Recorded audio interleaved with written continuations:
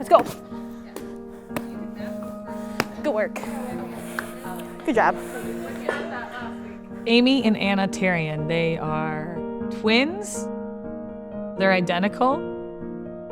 I get asked a lot if it's hard to tell them apart. For me, it's very easy. This always feels so good. It probably doesn't help that we wear exactly the same thing. Hairstyle, same clothes, different shoes here. It's hard to tell us apart on the court. In high school, we were always the redhead pigtail twins. It's kind of like the trademark, I feel like. I also wear pigtails with them on game days, so we call them game day pigtails. I can't even count how many times I've done this. There you go. Perfect.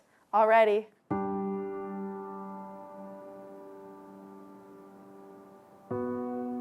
I was a junior in high school, and I was coming to Michigan State on a recruiting visit with my family.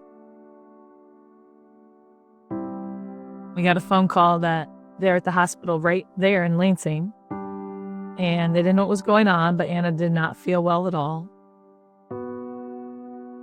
I knew something was wrong, but you always put it on like you're an athlete. Like, okay, I had 3 workouts today. I was dehydrated, so this makes sense.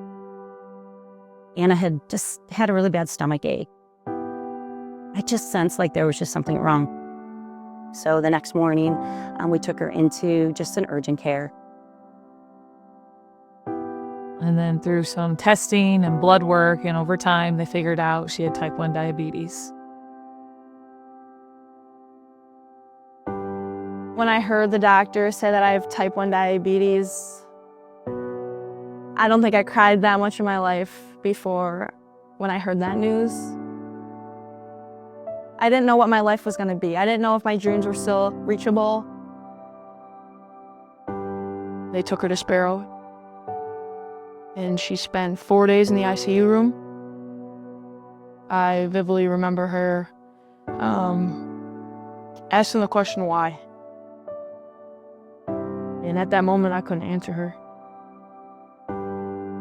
My dream was to play collegiate basketball with my twin sister, and I didn't even know, and then sitting in the ICU if that was gonna happen or come true.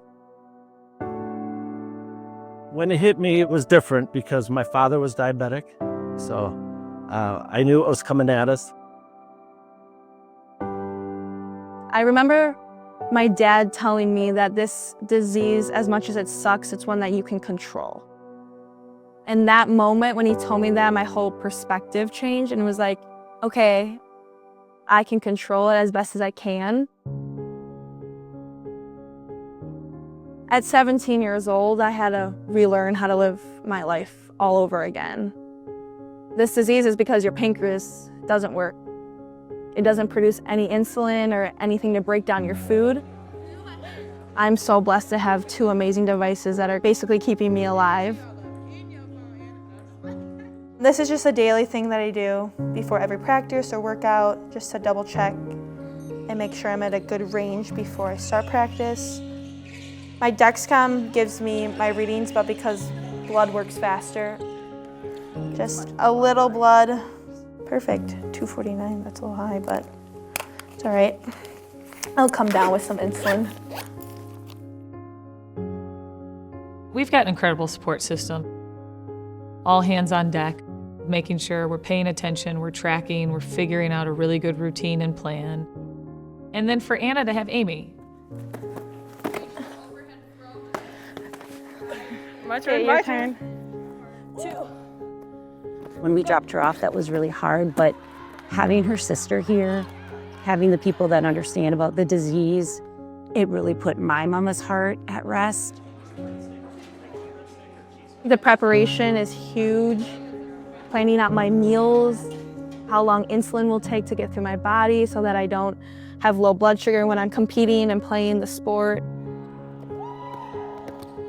If they have an early morning practice, Anna has to get up 3-4 hours before just to eat. A lot of people don't know the sacrifice just to be able to walk out on the court as a diabetic. I get up at 1 and 4 to check my blood sugar. every single night, making sure if I either need to eat something or if I need to take insulin. That's been the hardest adjustment. I walk on the basketball court thinking, all right, I gotta prepare physically, mentally, and emotionally, let alone Anna. All right, how's she feeling? Is she high? Is she low? What's her number at? How she's feeling, how she's doing, like it impacts me.